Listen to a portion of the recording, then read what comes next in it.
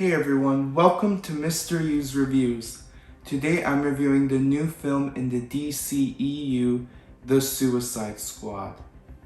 This film is a sequel to the first Suicide Squad and once again follows a group of supervillains, many of which we haven't seen yet as viewers, as they're given a mission by Amanda Waller, and all these villains must find a way to team up to complete this mission.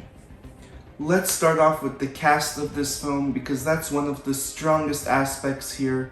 There are some actors who come back from the first Suicide Squad, such as Margot Robbie as Harley Quinn, Joel Kinnaman as Rick Flag, and Viola Davis as Amanda Waller.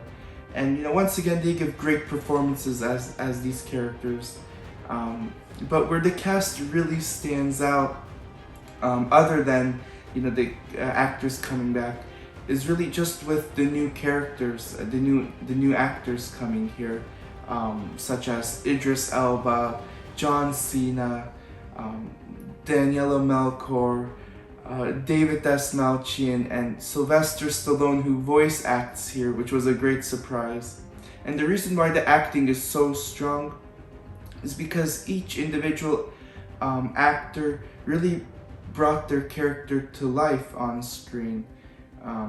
There might be like a more kind of lighthearted, a kind, sweet character, but then there's another character who's more serious and dark in the way that they talk. They're willing to do kind of anything to complete the mission. They're very serious about it.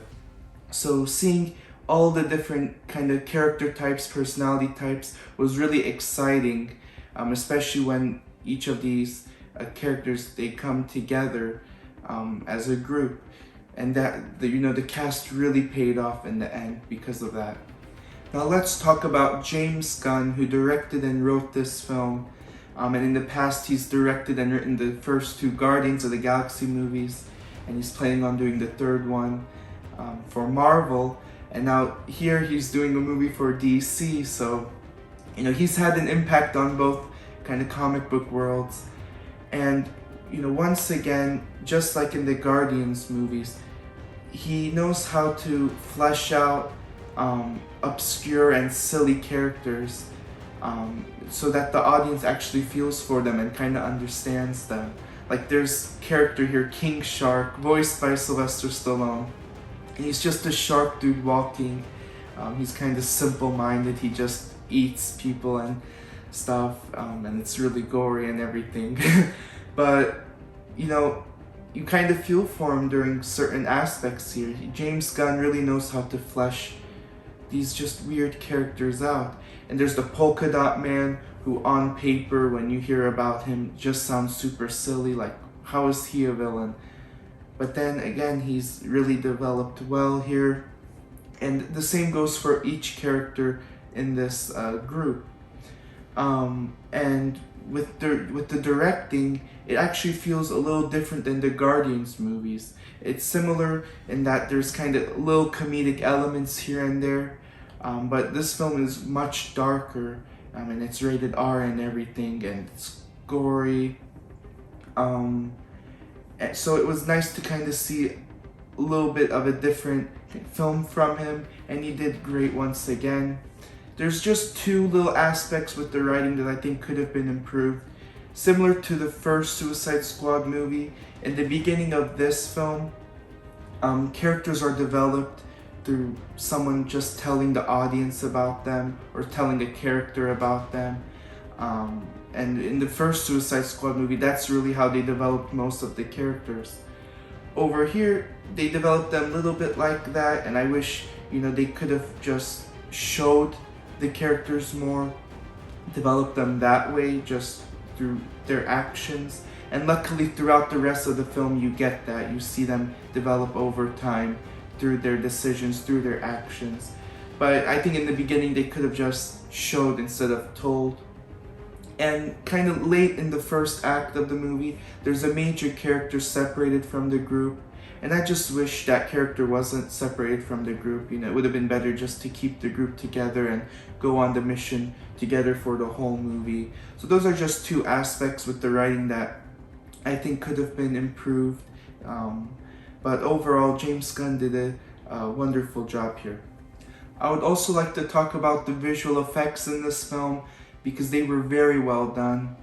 Over the past few years, we've seen so many comic book movies, action movies that utilize a lot of CGI. So over time, visual effects and CGI, it just starts to look unrealistic to our eyes. We're very used to it. But in this film, especially when CGI is used on characters, they feel very realistic, whether it's King Shark or like a major threat towards the end of the film. It just puts you on the edge of your seat because these characters feel real and they feel like, a real threat or a real ally that could help the characters.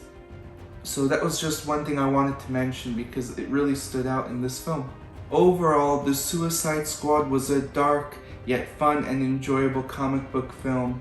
The way that the actors brought the characters to life on screen was just very strong. All these characters, they have different personalities, and I enjoyed seeing how the actors performed them as they come together as a group.